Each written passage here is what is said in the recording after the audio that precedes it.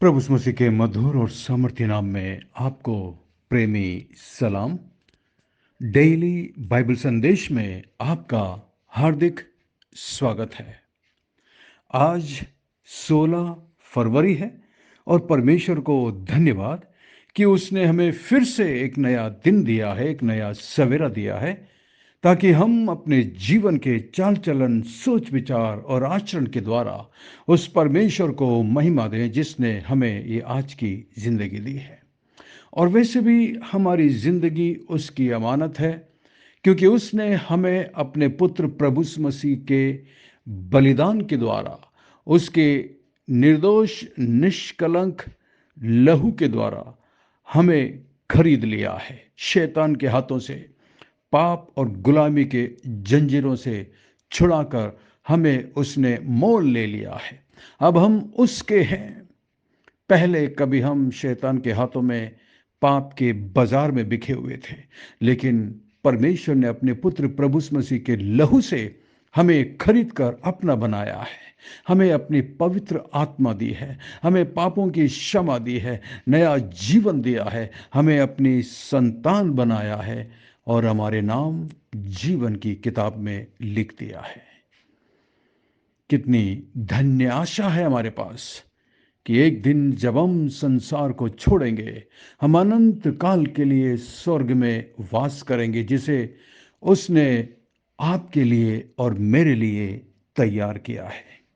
आज के मनन के लिए हम तीमुथियुस की किताब, पहला तीमुथियुस की किताब 1 अध्याय और उसकी 3 आयत से आगे पढ़ेंगे। कल हमने 1 अध्याय 1 से लेकर 2 आयत तक देखी थी। आज हम 3 आयत से आगे देखेंगे। यहां पर पौलुस सिद्धांत संबंधी निर्देश तीमुथियुस को देते हैं।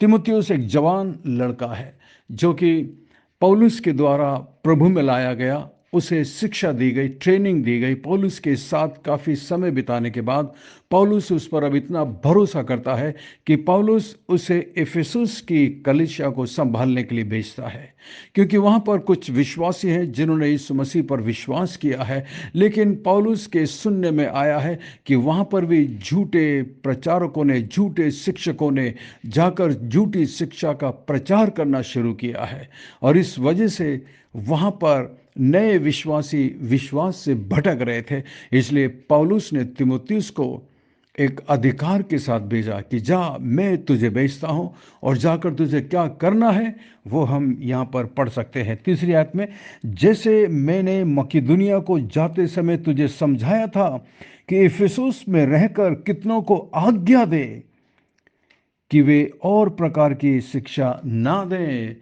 पौलुस तीमुथियुस को एक प्रकार से आज्ञा देता, अधिकार देता है उनसे बोलने के लिए, उन्हें डांटने के लिए, उन्हें समझाने के लिए, कि उन्हें बता, उनसे कहे कि और प्रकार की शिक्षा ना दें जो परमेश्वर के वचन के अनुसार नहीं है।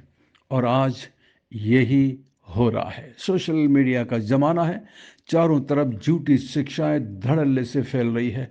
अभी कल ही मेरे एक दोस्त ने, जो कि मुंबई में रहते हैं, पास्टर संतोष, उन्होंने मुझे एक वीडियो भेजा था, और वो वीडियो सच में विचलित करने वाला था, जिसमें एक व्यक्ति है जो अपने आप को प्रॉफिट कहते हैं, पास्टर कहते हैं। वो नॉर्थ ईस्ट की तरफ जाकर नदी में कुछ लोगों को बपतिस्मा देते हैं, लेकिन बपतिस्मा देने से पहले वो जो कार्यक्रम करते हैं वो सच में सवालिया निशान लगाता है। वो पानी के अंदर ही लोगों को पटकते हैं, दुष्ट आत्मा निकालते हैं, उन्हें ना जाने वो क्या क्या करते हैं। बहुत सारी बातें मैं देखकर चकित हो गया। परमेश्वर के वचन के अंदर ऐसा कहीं पर भी नहीं है। सबसे पहले सुसमाचार का प्रचार होना चाहिए परमेश्वर के वचन के अनुसार, जिस तरह पतरस ने पिन्तेकुस्त के दिन खड़े होकर सुसमाचार का प्रचार किया, परमेश्वर के वचन का प्रचार किया। लोगों ने सुना, उनके हृदय छिद गए, कायल हो गए, पश्चाताप किया और यीशु मसीह पर विश्वास किया। उन्होंने पूछा, अब हम क्या करें भाइयों? पतरस ने बाकी शिष्यों के साथ उन्हें ये निर्देश दिया कि तुम में से हर एक प्रभु मसीह पर विश्वास करो और अपने पापों से पश्चाताप करो, और फिर बपतिस्मा लो, ये कहा था। लेकिन आज ना जाने क्या क्या हो रहा है बपतिस्मा के नाम पर। इसलिए पौलुस तिमुथियुस को समझाते उन्हें आज्ञा दे, चौथी आयत में, और उन ऐसी कहानियों और अनंत वंशावलियों पर मन न लगाएं जिससे विवाद होते हैं और परमेश्वर के उस प्रबंध के अनुसार नहीं जो विश्वास से संबंध रखता है।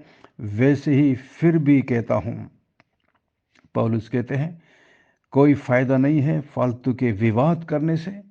ये परमेश्वर की योजना के अनुसार नहीं है।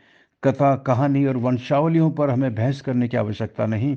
हमारा काम है सुसमाचार प्रचार करना जिससे विश्वास उत्पन्न होता है। और आगे देखिए 5वीं आयत में, आज्ञा का सारांश ये है कि शुद्ध मन और अच्छे विवेक और कपट रहित विश्वास से प्रेम उत्पन्न हो। इस आज्ञा का उद्देश्य प्रेम है। आज्ञा यानी कि व्यवस्था जो परमेश्वर ने इजरायली लोगों को दी थी, जो नियम दिए थे, जो व्यवस्था दिया था, जो आज्ञाएं परमेश्वर ने दी थी, उसके पीछे कारण क्या था, उसका मकसद क्या था? उसका मकसद था प्रेम। ये आज्ञा कलीसिया में झूठे सिद्धांतों की शिक्षा को खत्म या बंद करने के लिए दी गई थी। इस आज्ञा का उद्देश्य यह है कि विश्वासी लोग प्रेम में बढ़े, प्रेम में मजबूत हो सके। सच्चा सिद्धांत किसी व्यक्ति को प्रेम भरे जीवन की ओर ले जाता है। एक बहुत बड़ी पहचान है, जो व्यक्ति सच्चे सिद्धांत को, सही डॉक्ट्रिन को फॉलो करता है, उसका जीवन एक दूसरे के लिए प्रेम से भरा होता है, ना कि नफरत से। आजकल जो लोग ये दावा करते हैं कि हमारे पास सच्ची शिक्षा है, सच्चा डॉक्ट्रिन है, फिर भी एक दूसरे के प्रति नफरत से भरे हैं, मुझे ताज्जुब होता है। इसीलिए हमारे जीवन को परमेश्वर के प्रेम से भरने की आवश्यकता है। और ऐसा करने के लिए 3 बातें पौलुस यहां पर बताते हैं। यदि आप चाहते हैं कि आपका जीवन परमेश्वर के प्रेम से भर जाए तो उसके लिए 3 बातें आवश्यक है। सबसे पहला है शुद्ध मन। जिस तरह पौलुस यहां पर कहता है, आज्ञा का सारांश यह है कि शुद्ध मन, नंबर 1, शुद्ध मन। हमारा मन पवित्र होना चाहिए, हमारे विचार पवित्र होना चाहिए। और दूसरी चीज है भला विवेक, यानी कि अच्छा विवेक, दोषी विवेक नहीं। जब हम पाप में जीवन जिएंगे तो हमारा विवेक दोषी होगा। लेकिन यहां पर पौलुस बोलता है तुम्हारा विवेक अच्छा होना चाहिए। आप दुनिया से बच सकते हैं लेकिन अपने विवेक से नहीं बच सकते। आपका विवेक जानता है कि आप कैसे व्यक्ति हैं। क्या आपका विवेक अच्छा है या आपका विवेक आपको दोषी ठहराता है, दूषित विवेक है? तो नंबर 1, शुद्ध हृदय, यानी कि साफ मन। और फिर है अच्छा विवेक। और फिर है यथार्थ विश्वास, निष्कपट विश्वास परमेश्वर पर। बहुत लोगों का विश्वास स्वार्थ से भरा है। वो तब तक विश्वास करते हैं जब तक कि उन्हें फायदा मिलता है, जब तक कि उन्हें लाभ मिलता है। और जब ये चीजें नहीं होगी वो विश्वास को छोड़ देते हैं। लेकिन पौलुस कहता है आज्ञा का सारांश ये है कि शुद्ध मन, अच्छा विवेक और कपट रहित विश्वास से प्रेम उत्पन्न हो। ये तीनों जरूरी है। इन तीनों चीजों से ही प्रेम हमारे जीवन में उत्पन्न होगा, क्योंकि परमेश्वर प्रेम है। आपका प्रेम सबसे पहले आपके परिवार में, अपने पति पत्नी के प्रति, अपने बच्चों के प्रति, अपने भाई बहनों के प्रति दिखाई देनी चाहिए। और उसके बाद अपने चर्च के विश्वासियों के साथ, और फिर एक दूसरे के साथ, संसार के लोगों के साथ, अपने पड़ोसियों के साथ हमारा प्रेम दिखाई देना चाहिए। 6 आयत को, इनको छोड़कर कितने लोग फिरकर बकवाद की ओर भटक गए हैं और व्यवस्था पक्त होना चाहते हैं, पर जो बातें कहते हैं और जिनको दृढ़ता से बोलते हैं उनको समझते भी नहीं। पौलुस के समय पर ऐसे बहुत सारे झूठे शिक्षक आ गए थे जो कि व्यवस्था की शिक्षा देते थे, परमेश्वर के वचन की शिक्षा देते थे, लेकिन वो उनको ठीक से समझते भी नहीं थे। और वो व्यवस्थापक बनना चाहते थे। वो चाहते थे कि लोग उन्हें रब्बी बुलाएं, वो चाहते थे कि लोग उन्हें शिक्षक करके मानने लगें। ये उनका मतलब था, ये उनका मकसद था। लोगों से इज्जत पाएं, लोगों से सम्मान पाएं।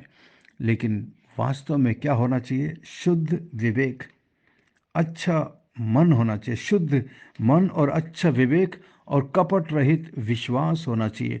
ये तीनों बहुत बहुत जरूरी है 8वीं आयत में। पर हम जानते हैं कि यदि कोई व्यवस्थापक व्यवस्था या व्यवस्था की रीति पर काम में लाए तो वो भली है, ये जानकर कि व्यवस्था धर्मी जन के लिए नहीं परंतु अधर्मियों, निरंकुशों, भक्तिहीनों, पापियों, अपवित्रों, अशुद्धों, माँ बाप के घात करने वालों, हत्यारों, बेविचारियों, पुरुषगामियों, मनुष्यों के बेचने वालों, झूठों और झूठी शपथ खाने वालों और इनको छोड़ खरे उपदेश के सब विरोधियों के लिए ठहराई गई है।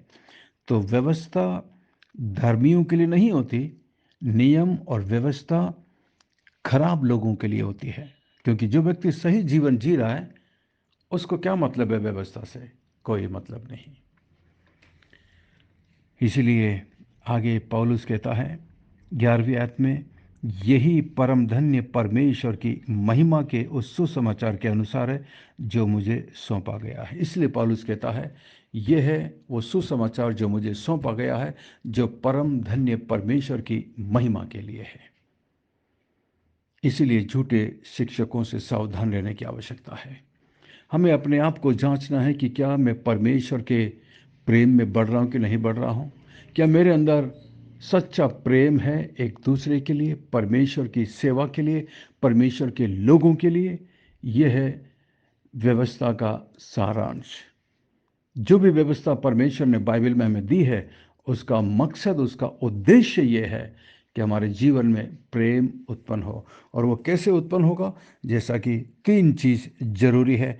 वो है शुद्ध मन होना चाहिए, अच्छा विवेक होना चाहिए और कपट रहित विश्वास। हम अपने आप को जांचें और परखें। आइए हम प्रार्थना करें, अपने सिरों को झुकाएं, आंखें बंद करें। जब मैं प्रार्थना करता हूं आप भी मेरे साथ प्रार्थना में शामिल होइएगा। स्वर्ग में विराजमान जीवित और जिंदा परमेश्वर, अनुग्रहकारी दयालु पिता, विलंब से कोप करने वाले अति करुणा में परमेश्वर, धन्यवाद धन्यवाद धन्यवाद आपके पवित्र वचन के लिए, आपकी पवित्र आत्मा के लिए धन्यवाद। मदद करिए, सहायता करिए प्रभु, ताकि हम आपके प्रेम और अनुग्रह में निरंतर बढ़ते जा सकें। हम में से प्रत्येक विश्वासियों को जो इस ग्रुप से जुड़े हुए हैं प्रभु जी, हमारे चर्च के जितने भी विश्वासी हैं प्रभु, हम सबको झूठे सिद्धांतों से बचाना, रक्षा करना, मदद करना प्रभु। पवित्र आत्मा की अगुवाई देना ताकि हम झूठी शिक्षा को पहचान सकें। महान परमेश्वर, मैं इस ग्रुप में मौजूद प्रत्येक अपने विश्वासी भाई बहनों के लिए प्रार्थना करता हूं प्रभु। जितने लोग इस ग्रुप से जुड़े हुए, मैं प्रत्येक के लिए प्रार्थना करता हूं। प्रत्येक पर अनुग्रह और दया करना प्रभु जी। धन्यवाद धन्यवाद धन्यवाद। आपने हमारी प्रार्थना को सुना और जवाब भी दिया, इसके लिए तेरा धन्यवाद। विशेषकर धन्यवाद प्रभु जी, आपने सिस्टर एलिजाबेथ को अच्छा किया प्रभु। महान परमेश्वर धन्यवाद प्रभु। कल जो महिलाओं की सभा हुई थी ऑनलाइन प्रभु जी, उसमें महान परमेश्वर जो आशीष आपने दी उसके लिए हम आपका धन्यवाद करते हैं। महान परमेश्वर, सिस्टर एलिजाबेथ को आशीष देना, उन्हें अपनी महिमा के लिए इस्तेमाल करना प्रभु। धन्यवाद, आपने हमारी प्रार्थना को सुनकर जवाब दिया, इसके लिए तेरा धन्यवाद। मैं प्रार्थना करता हूँ महान परमेश्वर सिस्टर सुनीता के लिए प्रभु। महान परमेश्वर, उनकी दीदी के लिए मैं प्रार्थना करता हूं प्रभु। आप उन पर अनुग्रह और दया करना महान परमेश्वर। सिस्टर एंडिरा के लिए हम प्रार्थना करते हैं महान परमेश्वर। उनके बेटे के लिए मैं प्रार्थना करता हूं प्रभु। जो आजमाइश, जो जो परीक्षा, जो ट्रायल्स में से वो गुजर रहा है प्रभु, उसमें उनका विश्वास और भी मजबूत हो सके। उनके हस्बैंड के काम के लिए मैं प्रार्थना करता हूं प्रभु, वो भी ठीक से चल सके महान परमेश्वर। मैं प्रार्थना करता हूं आंटी प्रेमला के लिए प्रभु जी, आंटी गीता के लिए मैं प्रार्थना करता हूं प्रभु। अनुग्रह और दया करना प्रभु जी, क्योंकि आपके लिए कुछ भी मुश्किल नहीं है। आंटी आशा के लिए प्रार्थना करते हैं। महान परमेश्वर, तेरी दासी जो प्रार्थना की सेवकाई से जुड़ी हुई है प्रभु, आप उन्हें आशीष देना प्रभु। महान परमेश्वर, आपके लिए कुछ भी मुश्किल नहीं है। मैं प्रार्थना करता हूँ सिस्टर ज्योति के लिए। सिस्टर ज्योति जोसेफ के लिए प्रभु, जो टैलेंट आपने उन्हें दिया है वो तेरी महिमा के लिए इस्तेमाल कर सके मान परमेश्वर। मैं प्रार्थना करता हूँ मान परमेश्वर, ब्रदर गोम्स के लिए मान परमेश्वर, आप उन पर अपनी दया और अपना अनुग्रह करना मान परमेश्वर। मैं प्रार्थना करता हूँ सिस्टर मार्गरेट के लिए मान परमेश्वर, ब्रदर गोम्स के लिए, उनके परिवार के लिए मैं प्रार्थना करता हूँ प्रभु, आप उन पर अनुग्रह और दया करना मान परमेश्वर, और उन्हें अपनी महिमा के लिए निरंतर इस्तेमाल करना प्रभु। धन्यवाद उनके प्रेम के लिए जो तेरी सेवा के प्रति है प्रभु। मैं प्रार्थना करता हूँ ब्रदर जीपी राय के लिए मान परमेश्वर। मैं प्रार्थना करता हूँ सिस्टर जयंती के लिए, उनके परिवार के लिए, उनके चर्च के लिए प्रभु, आप उन पर आशीष और दया करना प्रभु जी। मैं प्रार्थना करता हूँ सिस्टर प्रिया और सिस्टर बानू के लिए प्रभु, जो मुंबई में है मान परमेश्वर, जो सेवा आपने उनके हाथ में दी है उसे इस्तेमाल, उसको प्रभु अपनी महिमा के लिए इस्तेमाल करना प्रभु जी। सिस्टर रोजलिन के लिए प्रार्थना करता हूँ मान परमेश्वर, पिछले दिनों से प्रभु बीमारी के बिस्तर पर है प्रभु जी, आप अपने हाथों को बढ़ाकर उन्हें छूकर चंगाई देना मान परमेश्वर। पौलुस की तरह प्रभु तेरा अनुग्रह उनके लिए काफ़ी हो सके। मैं प्रार्थना करता हूँ प्रभु सिस्टर रितु रानी के लिए मान परमेश्वर, उनकी माता जी के लिए मैं प्रार्थना करता हूं प्रभु। सिस्टर चंद्रपौल के लिए प्रार्थना करते हैं प्रभु जी, अनुग्रह और दया करना प्रभु। सिस्टर उषा के लिए, उनके बच्चों के लिए मैं प्रार्थना करता हूं, उनकी बेटियों के लिए प्रभु जी, उनके बेटे के लिए प्रभु, उन्हें एक उज्जवल भविष्य देना, अच्छा करियर देना मान परमेश्वर। धन्यवाद धन्यवाद धन्यवाद प्रभु। आंटी सरोज के लिए हम प्रार्थना करते हैं प्रभु जी, आप उन पर भी अनुग्रह और दया करना प्रभु। सिस्टर जॉयस के लिए मैं प्रार्थना करता हूँ, सिस्टर जोली के लिए मैं प्रार्थना करता हूँ प्रभु, उनके परिवार पर तेरी आशीष, तेरी कृपा बनी रहे मान परमेश्वर। आपके लिए कुछ भी मुश्किल नहीं है प्रभु।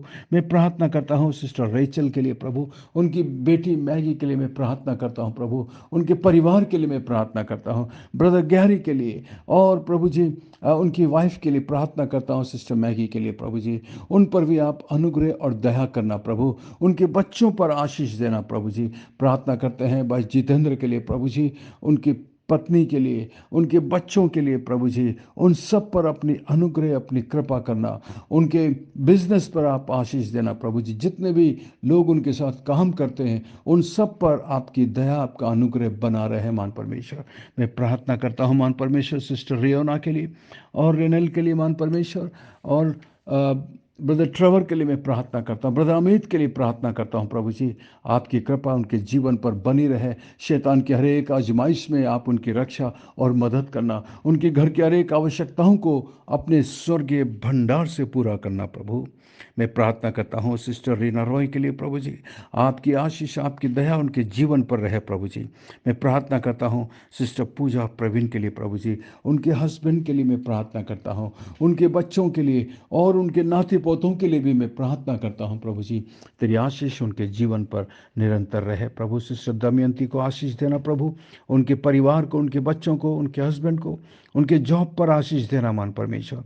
प्रार्थना करते हैं सिस्टर जस्मिन तिवारी के लिए प्रभु जी, उनके तीनों बेटियों के लिए, उनके हस्बैंड्स और उनके बच्चों के लिए मैं प्रार्थना करता हूं प्रभु, आप उनके साथ रहना प्रभु जी, उन्हें आशीष देना प्रभु। वो जो तेरी सेवा को सपोर्ट करते हैं प्रभु जी, उसका प्रतिफल आप उन्हें देना मान परमेश्वर। मैं प्रार्थना करता हूं मान परमेश्वर ब्रदर फ्रांसिस मार्टिन के लिए प्रभु, तेरी दया उनके ऊपर भी रहे। मैं प्रार्थना करता हूँ ब्रदर सचिन के लिए प्रभु जी, आप अनुग्रह और दया करना मान परमेश्वर। मैं प्रार्थना करता हूँ मान परमेश्वर सिस्टर जयंती ने जो प्रार्थना निवेदन दिया है प्रभु, रामाजन के लिए प्रार्थना करते हैं प्रभु जी, आप उन पर अनुग्रह करना प्रभु। और आदिवासी गुड़िया के लिए प्रार्थना करते हैं, उनका ईमान, उनका विश्वास आप में दृढ़ होता जाए, बढ़ता जाए मान परमेश्वर। मेरे चर्च के प्रत्येक विश्वासी के लिए मैं प्रार्थना करता हूं प्रभु, विशेषकर राहुल के लिए, उनकी माता जी के लिए प्रार्थना करता हूं जो नए चर्च में आ रहे हैं प्रभु जी, वो तेरे विश्वास में, तेरे अनुग्रह में निरंतर बढ़ते जाएं प्रभु जी। मान परमेश्वर मेरे चर्च में और भी नए लोगों को लाना प्रभु, ताकि लोग उद्धार पा सकें और प्रभु तेरे राज्य में शामिल किए जाएं। अंत में मैं प्रार्थना करता हूं मान परमेश्वर, हमारे पास अभी भी किराए का चर्च है प्रभु, किराए का जगह है मान परमेश्वर। मैं प्रार्थना करता हूं प्रभु, भले ही हमारे लिए, मेरे लिए प्रभु ये असंभव सी बात है प्रभु, लेकिन आप असंभवता को संभव करने वाले परमेश्वर हैं। हमें प्रभु चर्च के लिए एक ज़मीन देना प्रभु जी, और महान परमेश्वर अपना खुद का एक चर्च देना महान परमेश्वर, जहाँ पर हम आपकी आराधना आत्मा और सच्चाई से कर सकें महान परमेश्वर। धन्यवाद धन्यवाद। जितने लोग प्रभु हमारे साथ इस सेवकाई में जुड़े हुए, प्रत्येक पर अपनी कृपा अपनी दया बनाए रखना महान परमेश्वर। मैं विशेष प्रार्थना करता हूँ प्रभु जी डॉक्टर बिशप शामिल थॉमस के लिए प्रभु जी, जिस जिम्मेदारी आपने उनके कांधों पर रखी है प्रभु जी, आप उन्हें आशीष देना प्रभु, अपनी पवित्र आत्मा की अगुवाई से उन्हें चलाना प्रभु। जो डिसीजंस वो लेते हैं प्रभु, तेरे नाम की महिमा के लिए हो सके, तेरी सेवा के लिए हो सके प्रभु, आत्माओं के उद्धार के लिए हो सके, आपकी महिमा के लिए हो सके मान परमेश्वर। और अंत में मैं प्रार्थना करता हूँ प्रभु, मेरे जितने भी दोस्त हैं प्रभु जी, गॉड्स ऑर्फन आर्मी में जो तेरी सेवा करते हैं अलग अलग जगह राजस्थान के प्रभु जी, आप उन पर प्रत्येक पर अपनी दया अपनी करुणा बनाए रखना प्रभु। धन्यवाद धन्यवाद धन्यवाद प्रभु, आपने हमारी विनती प्रार्थना को सुनकर जवाब दिया है, उसके लिए तेरा धन्यवाद। सब कुछ यीशु मसीह के मीठे महापवित्र नाम से मांगते हैं, आमीन आमीन। आशा करते हैं आज के संदेश के द्वारा परमेश्वर ने आपके दिलों से बातचीत की है। यदि आप आशीषित हुए हैं तो हमें ज़रूर लिखकर बताइएगा। यदि कोई प्रार्थना का निवेदन हो, कोई संदेश सवाल हो तो हमें ज़रूर लिखिएगा, और इस संदेश को अपने दूसरे मसीह दोस्त भाई बहनों के साथ शेयर करिएगा, ताकि वो भी इस आशीष को पा सकें। अंत में सवाल है, आज के वचन को सुनकर और विशेष करके 5वीं आयत को पढ़कर बताइएगा कि आज्ञा का सारांश या व्यवस्था का सारांश क्या है। परमेश्वर आपको बहुत आशीष दे। Thank you, God bless you, we love you, have a great day, take care, अपना ख्याल रखिएगा।